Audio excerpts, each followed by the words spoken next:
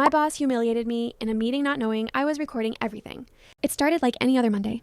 I'd spent the entire weekend preparing a presentation that my boss, Mr. Harris, asked for. I was nervous. It was my first big project, and he'd promised that if it went well, I'd get a promotion. But the moment I walked into the meeting room, I felt something off. Everyone looked uncomfortable.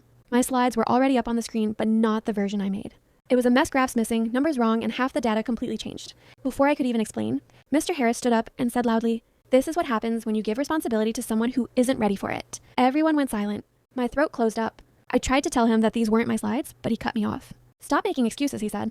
"You've embarrassed the entire team." People looked down at their notes, pretending not to see my eyes filling up.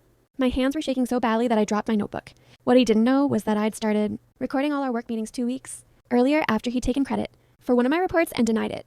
That afternoon, I sat in my car replaying every conversation we'd had, and there it was, clear as day, his voice saying, "Don't worry about the presentation. I'll clean up your slides before Monday." He wasn't cleaning them up. He'd sabotaged them. The next morning, I sent an anonymous email to HR with the full audio file attached.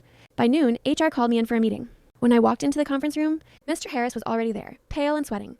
The HR manager looked at him and said, "We've reviewed the audio. It's clear you altered an employee's work and then publicly humiliated her." He tried to defend himself, said it was a misunderstanding. But HR just slid a termination letter across the table. He glared at me on his way out. I didn't say a word. A week later, I got that promotion, the one he promised me. My new office had a view of the parking lot where he came to collect his things. And as he looked up and saw me watching, I just thought, next time be careful who you humiliate.